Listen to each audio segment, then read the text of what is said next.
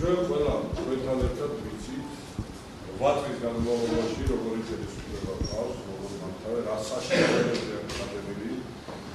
ეს არის ნაკრები კიდევ ერთი ამათი მოქმედებების ჩვენ ყოველ დღე და დღეში რამდენიმე უნდა ბოდიში ამ გამოთქველ უთხრათ ცხრილში რომ არ უნდა მოვადიროთ, არ უნდა ვაპატიოთ, იმათ გონიათ რომ როგორც რო გადის მივიწყება, მაგრამ ჩვენ ეს საშუალებები არ დაგვავიწყდება არასდროს და არ უნდა დაგვავიწყდეს.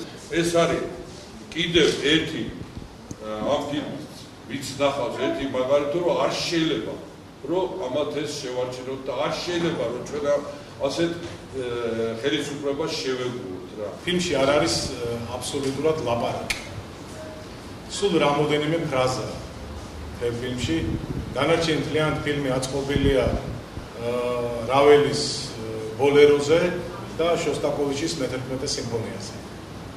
ფილმი შედგება ორი ნაწილისაგან. პირველი ნაწილი როგორ გავიკაფეთ გზა ქართველებმა ოსვენციმიდან ბრძოლით ოსვენციმიდან ბუხენვალდამდე. ეს პირველი ნაწილია თუ როგორ მოვიდა ეს თავრობა სათავეში და თუ შევადარებთ მაშინ უფრო მეტი დემოკრატია იყო გაცილებით შევარდნაძის დროს ვიდრე დღეს არის. ეს ფილმშიც ჩანს, როდესაც შევარდნაძე იხვეწება რომ ერთი ტელევიზია მაინც უნდა მუშაობდეს მთავრობაზე. დღევანდელ სიტუაციას თქვენ ყველა კარგად ხედავთ. და მეორე ფილმი არის No Comment. ფილმში კიდევ გაყოფილია ფაქტიურად საქართველო ორ ნაწილად.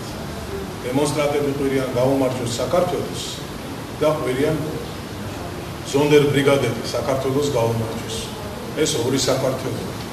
ერთი საქართველო იმათია, ვინც ხალხს ცემს და მეორე საქართველო ჩვენია. პრობლემის ჩადარებული არჩევნების შედეგები. მე მინდა თქვა, რომ ეს შედეგები არის არალეგიტიმური და პარლამენტი არის უკანონო. საქართველოს პარლამენტი, რომელიც